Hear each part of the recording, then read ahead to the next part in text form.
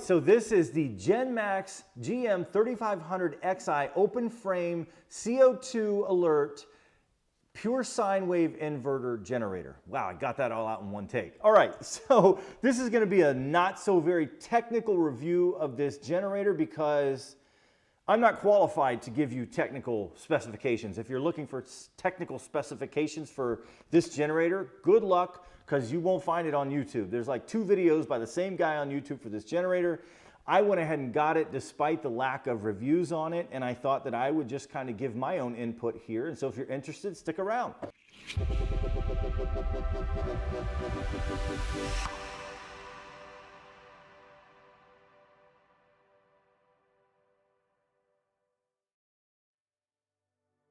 So right here we've got a muffler that Genmax has built and designed supposedly to keep the noise level down. Now this is the only open frame generator that I have, and if I were to put it over there and run it next to my 3500 Predator, this is way louder, all right? It runs at about 60 decibels from about 20 feet away. This muffler, like I said, is supposed to be designed to limit the noise, and it's also got the spark arrestor there.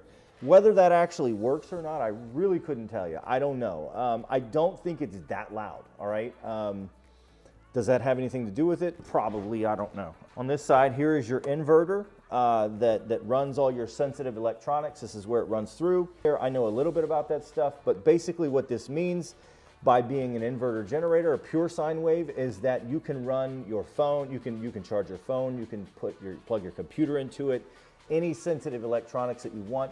You can plug into this without any fear of it overloading or breaking your device. All right, so that's what that means. So it's also got CO detect. So it's got a carbon monoxide shutdown. And I know that it works because I did it on purpose.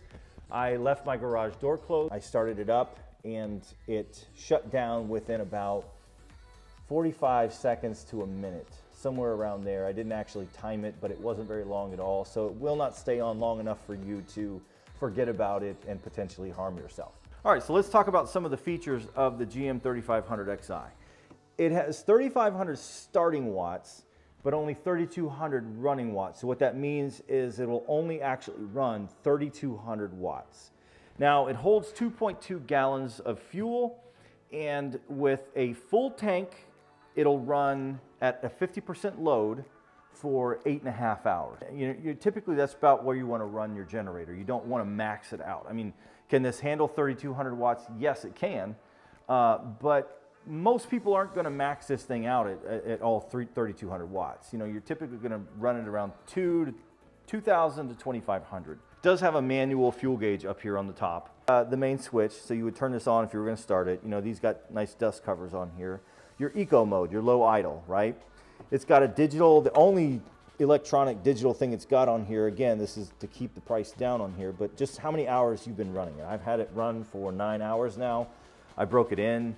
I've had quite a few loads on here during that time frame, and I changed the oil and everything, so we are good to go there.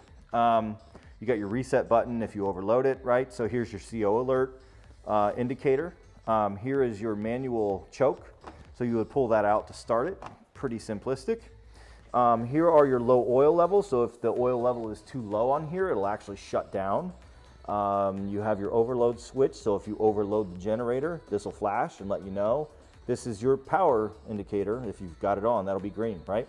So these are your parallel. You can actually plug this in with other generators, and I believe the way that works, I could be wrong here, but I could run this with my 1,000 watt Sportsman over there, although you would not want to do that, because if I ran those in parallel, what will happen is it'll only run what the lower one is. So if I plug my Sportsman in there, it'll only run at 1,000 watts. So this would, instead of running at 3,200 watts and adding that another 1,000 to 4,200, it would actually only run at 2,000 watts. Now, I'm pretty sure that's how that works.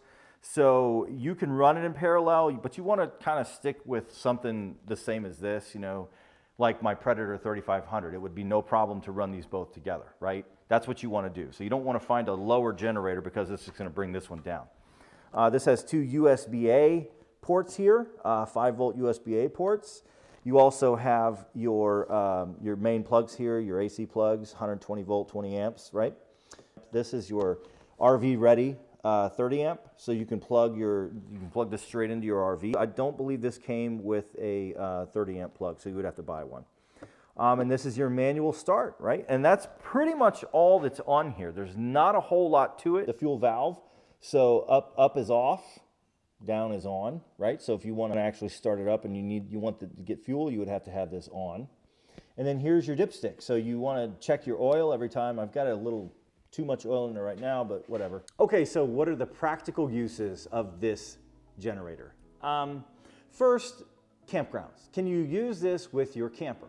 We have a 30-foot camper. It's a Puma 30 RKSS. This would run everything in our Puma, all right? If we took it to the campground and we ran it at the campground, it would absolutely run everything in the camper if we needed it to. But should you? At our campground, our neighbor, where we would have to have our generator, is about 15 feet away, all right? If I ran this and I was running it overnight, I don't know that my neighbors would appreciate that, all right? Would they say anything? I don't know. So I guess the real question is should you use an open frame generator overnight at a campground? During the day, who cares, right? But at night, if you ran this, you'd better lock it up because someone might take off with it. But that's the question. That's for you to decide. Like I said, at about 20 feet, it runs at about 60 decibels.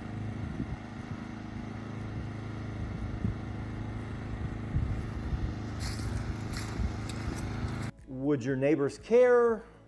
I can't answer that for you. I don't know. At home, in a power outage, what could you use this for? Right, so you're not buying a $1,000 generator or a $2,500 Honda, anything like that. This is a bare bones Chinese knockoff generator, all right? So can you use this in a power outage? Absolutely. What kind of things could you run on here? So I wrote down some things that I might use if the power went out.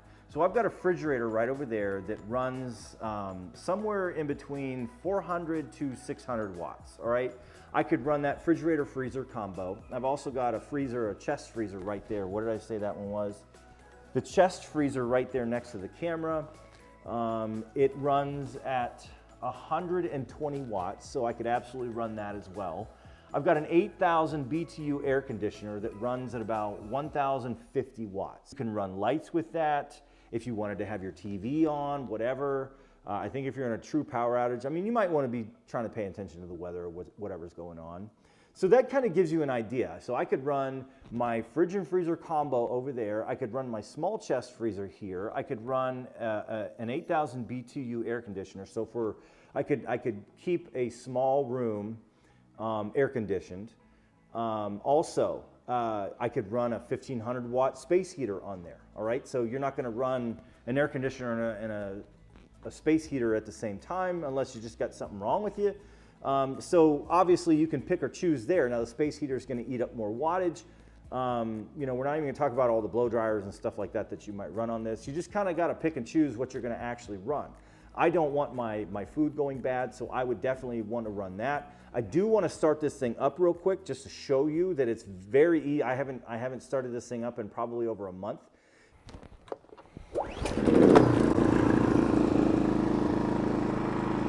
All right, so let's plug this in. This is where you would normally plug it into your RV.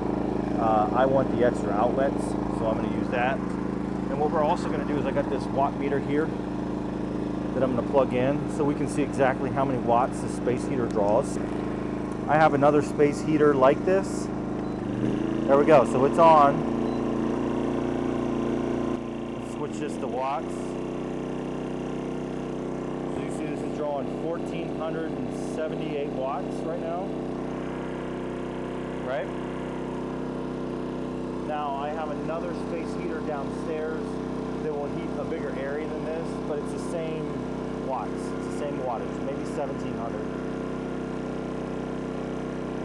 So as you can see, this is holding a load right now at almost 1,500 watts, and it's running fine. So